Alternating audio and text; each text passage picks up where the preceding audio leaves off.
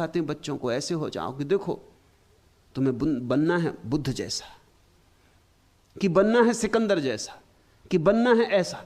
कोई माँ बाप अपने बच्चों को नहीं कहते कि तुम ही बनना है। बचना बुद्धों से, बचना महावीरों से। वे हो गए, सुंदर थे, महिमापूर्ण थे, मगर उनसे अगर कोई एक बात सीखनी हो तो यही सीखना कि वे अपनी निजता में जिए, तुम भी अपनी निजता में जीना। आचरण मत करना, अनुकरण मत करना। अनुकरण और आचरण आदमी को झूठा कर देते, क्योंकि द्वंद्व पैदा हो जाता। तुम कुछ हो, कुछ थोपते हो, तो दोहरी बात हो जाती। हो कुछ, करते कुछ हो कुछ, बोलते कुछ। तुम्हारे कपड़े कुछ, तुम्हारी आत्मा कुछ। तुम्हारे बाहर भीतर के रंग में भेद पड़ जाता है, तुम्हारे भीतर खंड हो जाते, और खंडित हो जाना असहज है। सहज का अर्थ होता है अखंड जीना। तुम जैसे हो वैसे ही जियो। जरा सोचो इस बात को, ये बहुत बहुमूल्य बात है। तुम जैसे हो बस वैसे जियो, बुरे तो बुरे, भले तो भले। तुम सारी दुनिया को अपनी वस्तु स्थिति से वाकिफ हो जाने दो। तुम अपने को उघाड़ दो, तुम कह दो कि ऐसा मैं हूं, यह मेरी नियति, ऐसा मुझे परमात्मा ने बनाया, उसकी ऐसी मर्जी। स्वीकार करे दुनिया तो ठीक, अस्वीकार करे तो ठीक। जब तुम चाहोगे कि दुनिया मुझे स्वीकार करे ही, तभी अड़चन शुरू होगी। तब यह होगा कि दुनिया जैसा चाहेगी वैसा तुम्हें होना पड़ेगा। जब तुम चाहोगे कि दुनिया मुझे सम्मान दे, तो अड़चन शुरू होगी, क्योंकि दुनिया सम्मान देगी अपने शर्त के आधार पर। उसकी शर्तें पूरी करोगे तो सम्मान देगी, उसकी शर्तें अगर पूरी नहीं हुई तो असम्मान करेगी। जिस आदमी ने कुछ होना चाहा वह भयग्रस्त हो जाएगा। जो भयग्रस्त हुआ कमजोर हुआ, आत्मा खोई उसने। कुछ होना मत चाहना, जो तुम हो पर्याप्त हो। परमात्मा की दृष्टि में तुम अंगीकार हो, अन्यथा तुम होते ही नहीं। उसने तुम्हें स्वीकारा है। जुन्नैद के जीवन में कथा है। नए गांव में आके ठहरा जुन्नैद, सूफी फकीर था, बड़ा फकीर था। उसके पड़ोस में एक शरारती उपद्रवी आदमी था।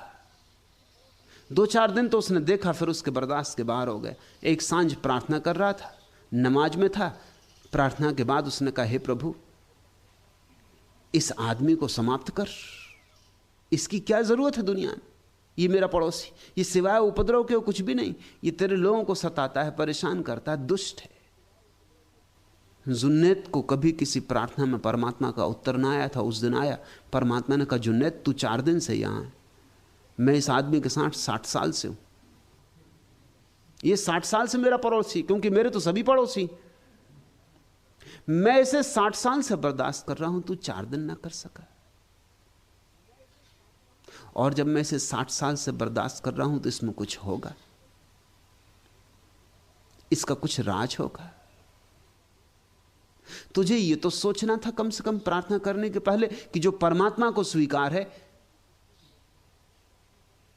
उसमें तुझे क्या शिकायत हो सकती। यह बात प्रीतिकर है। जुन्नैद ने उस दिन से फिर किसी आदमी के सुधार की प्रार्थना भी नहीं की, क्योंकि जैसा परमात्मा की मर्जी, जैसा है ठीक है। हम कौन। जीसस के पास कुछ लोग एक स्त्री को लाए और उन्होंने कहा कि इसने व्यभिचार किया है, और पुराने शास्त्र में लिखा है कि पत्थर मार के इसकी हत्या कर देनी चाहिए। आप क्या कहते। जीसस नदी के किनारे बैठे थे। जीसस सोच में पड़े होंगे, पत्थर मार के हत्या कर देना, अगर इसकी आज्ञा दें तो हिंसा होगी। फिर जीसस के प्रेम के सिद्धांत का क्या होगा। और अगर कहें कि नहीं क्षमा कर दो तो लोग नाराज होंगे। लोग कहेंगे तुम हमारे पुराने धर्म का खंडन कर रहे हैं, हमारे शास्त्र का खंडन कर रहे हैं। लोग यही चाहते थे। असल में लोग आए ही इसलिए थे कि अगर जीसस कहेंगे कि क्षमा कर दो इसको, तो हम ये पत्थर जीसस को ही मारेंगे, क्योंकि वह हमारे पुराने धर्म ग्रंथ के खिलाफ बात कर रहे हैं। और अगर उन्होंने कहा कि मारो इसे पत्थर, तो हम इस स्त्री की हत्या भी करेंगे और जीसस से कहेंगे क्या हुआ तुम्हारे प्रेम का, तुम्हारी करुणा का। कहां गई तुम्हारी करुणा, कहां गया तुम्हारा प्रेम। सब धोखाधड़ी की बातें। मगर उन्हें पता नहीं था कि जीसस क्या उत्तर देंगे।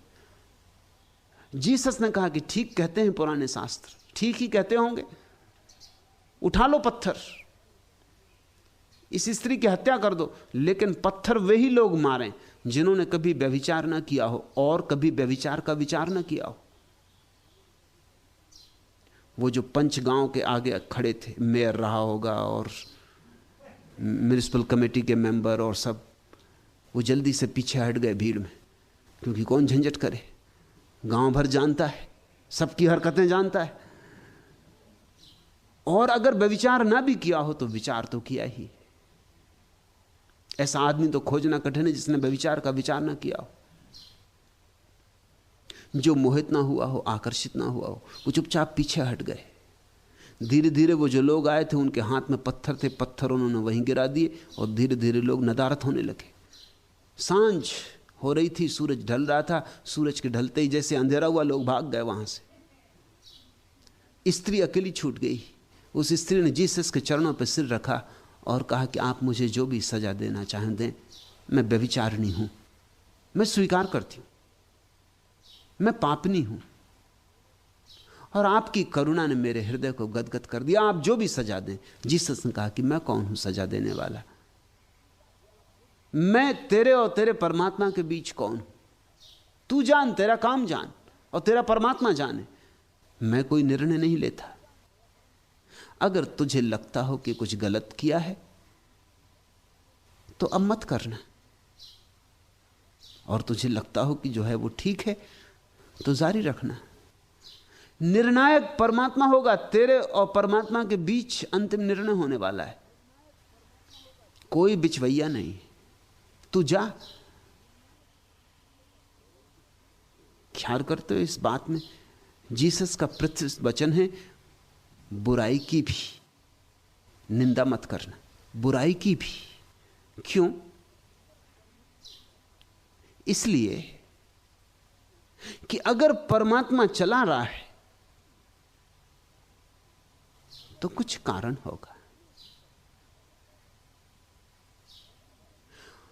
अपने भीतर जागना, जीना, लेकिन जीने का सूत्र निकलता हो निजता से। सहज जुगतिले आसन करो। अगर तुम्हारा जीवन सहज हो जाए तो बस ठहर गए, आसन लग गया। यही असली आसन है। पालथी मार के और सिद्धासन लगाना असली आसन नहीं है। वो तो कोई भी लगा ले, वो तो कवायत है, व्यायाम है, अच्छा है, करो तो शरीर के लिए स्वास्थ्य कर है, लेकिन उससे कोई आत्मा नहीं मिल जाएगी। सहजता में, निजता में जो आसन लग जाता है तो आत्मा का अनुभव शुरू होता है।